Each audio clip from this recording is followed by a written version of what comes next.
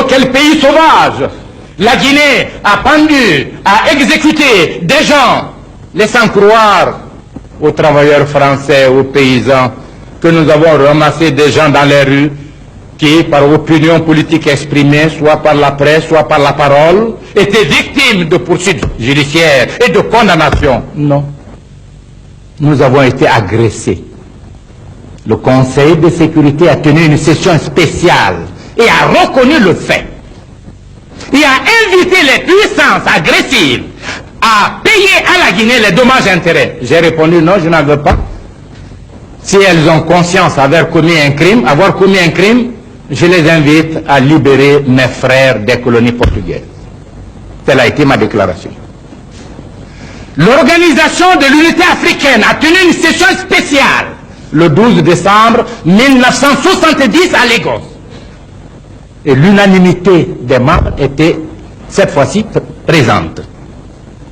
Une résolution votée à l'unanimité flétrit cette agression, les auteurs de l'agression, prononce la solidarité avec la Guinée et invite la Guinée à appliquer les sanctions extrêmes à tous ceux qui sont à la base de cette agression. Invite tous les pays à remettre à la disposition de la Guinée ceux qui, ayant participé à l'agression, se trouveraient dans ces pays-là.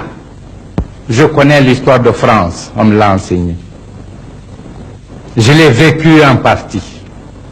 J'étais ici en 1946, au 8e congrès de la CGT.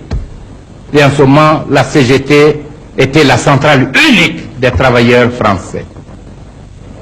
Je connais l'histoire de France.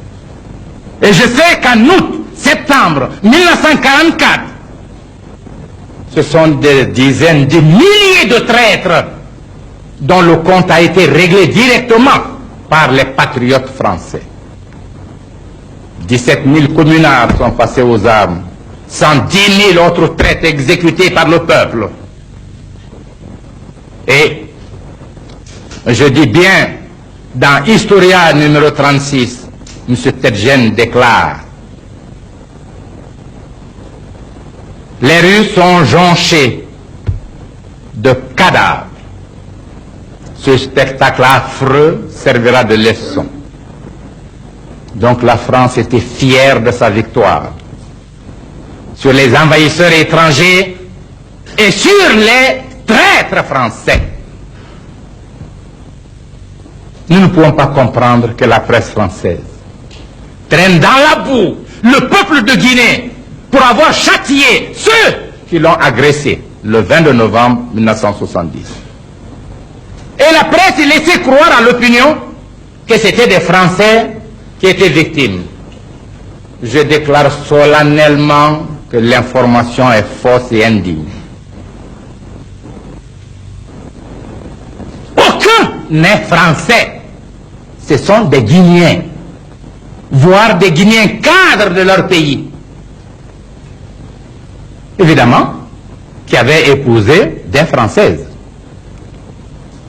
Mais si aujourd'hui, des Françaises aient été épousées par des cadres soviétiques, des cadres américains ou allemands, pour que compte lui soit rendu, pourquoi ces soviétiques, ces Américains, ces Allemands ou ces Anglais ont été condamnés par les juridictions de leur pays? Voyez-vous, la logique existe.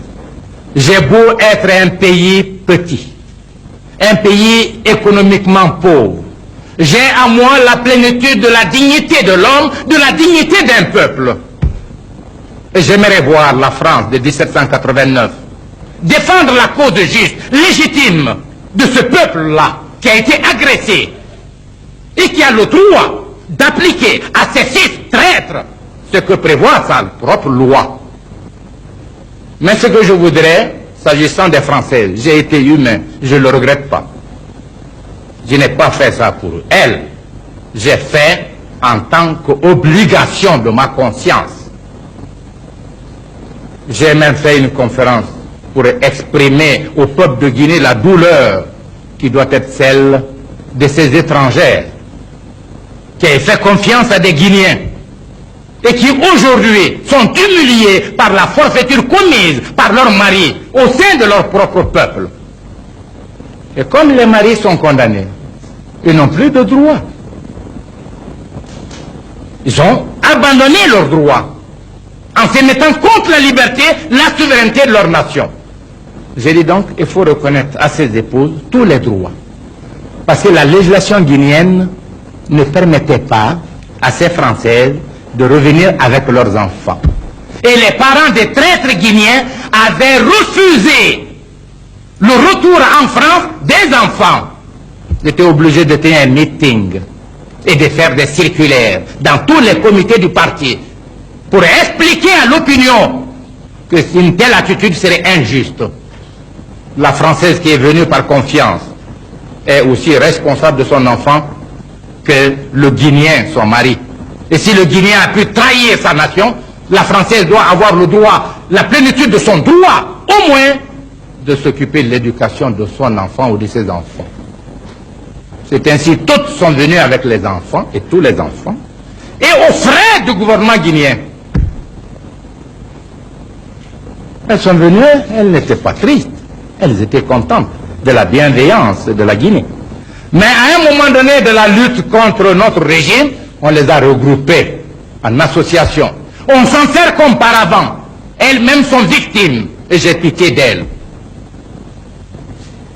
Voilà la vérité. Je serais très heureux que tout journaliste qui voudrait mieux connaître la Guinée puisse venir en Guinée.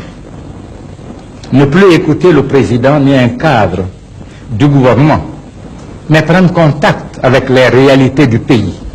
Comment fonctionnent les institutions? Se rendre compte si la démocratie telle qu'elle est décrite ici est vraie ou fausse.